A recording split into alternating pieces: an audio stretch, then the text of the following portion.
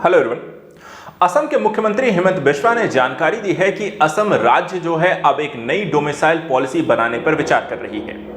इस पॉलिसी को बनाने से राज्य की सरकारी नौकरियों में अब बाहरी लोगों को या दूसरे राज्य के लोगों को जॉब यहां पर सरकारी नौकरियों में नहीं मिलेगी। इस पॉलिसी को बनाने के पीछे के क्या तर्क हैं, क्यों यहां पर इसकी आवश्यकता पड़ी, आज हम इसी मुद्दे का यहां पर विश्लेषण करेंगे।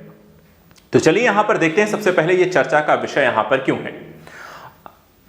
वर्तमान समय में अगर हम देखें असम की जो स्थिति है, असम सरकार ने राज्य में सरकारी नौकरियों को लेकर के एक नई डोमिसाइल पॉलिसी बनाने पर विचार कर रही है और यदि ये नई डोमिसाइल पॉलिसी लागू होती है तो इसके अंतर्गत राज्य की जो सरकारी नौकरियां होंगी उसके लिए जिस भी व्यक्ति को अप्लाई करना है वो जन्म से यहां पर असम का निवासी होना अनिवार्य है। यानी कि चाहे अभी की आने वाली पोस्ट हो या फिर इन फ्यूचर यहां पर जो भी पोस्ट आएंगी उसके लिए वही अप्लाई कर सकेंगे जो असम के या हम कह सकते जिनका असम में जन्म हुआ होगा। इसी तरीके से इस नई डोमिसाइल को लाने के पीछे का भी तर्क क्या है वो भी समझिए। देखिए, असम की जो स्थिति है, जो जनसंख्या है वो यहां पर तेजी से बदल रही है और यही एक कारण है कि असम की जो राज्य की बदलती जनसंख्यिकी है उसको ध्यान में रखकर इस तरीके की पॉलिसी बनाने का विचार किया जा रहा है।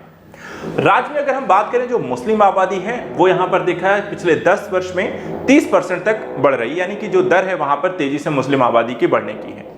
वही हिंदू आबादी की देखें तो हर 10 वर्ष में लगभग 16% यहां पर हिंदू आबादी बढ़ रही है और अगर ऐसी ही दर को आगे बरकरार रखा जाता है तो ऐसे में 2041 तक असम जो है एक मुस्लिम बहुल राज्य बन जाएगा। एक यहाँ पे जो डेटा दिखाता है कि 11 जिले ऐसे हैं असम के जो कि वर्तमान समय में भी मुस्लिम बहुल हैं और हिंदुओं से यहाँ पर देखा जाए तो उनकी संख्या आपको ज्यादा है। सरकार को यह भी पता चला है कि 33 में से करीब 11 जिले 2011 के मुकाबले मुस्लिमों की संख्या हिंदुओं से ज्यादा हो गई है और इसलिए भी अब यहाँ पर इनकी पहचान जरूरी है कि यहाँ पर कौन से असम के नागरिक हैं या कौन से असम के नागरिक नहीं हैं। असम की स्वदेशी आबादी के हितों को ध्यान में रखकर देखा जाए इस तरह की डोमिसाइल पॉलिसी लाने का विचार असम सरकार के द्वारा किया गया है। असम के मुख्यमंत्री हेमंत बिस्वा के यहाँ पर कहना है कि असम की डेमोग्राफी में आया बदलाव मेरे लिए एक बड़ा मुद्दा है। असम में मुस्लिम आबादी 40% है जो 1991 में देखा जाए सिर्फ 12% थी।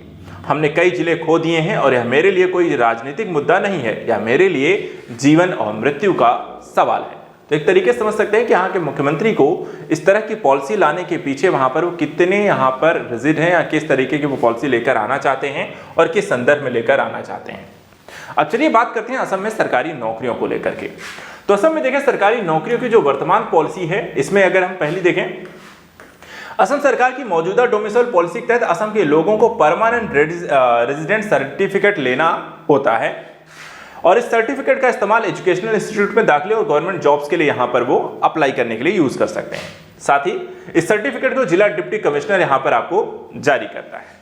इस सर्टिफिकेट के संदर्भ में यहां पर देखें, इसके लिए यहां पर 3 चीजें अनिवार्य होती हैं। पहला कि उसे भारत का नागरिक होना चाहिए। दूसरा, पेरेंट्स या ग्रैंड पेरेंट्स जो होते हैं असम में 50 साल से अधिक समय तक परमानेंट रेजिडेंट्स यहां पर होने चाहिए।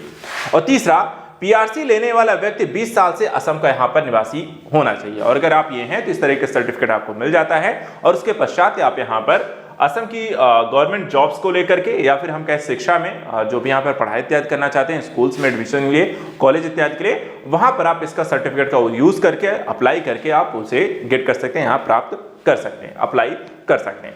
लेकिन अगर नई डोमिसाइल यहाँ पर पॉलिसी लेकर आई जाती है तो असम में काफी कुछ यहाँ पर बदल जाएगा।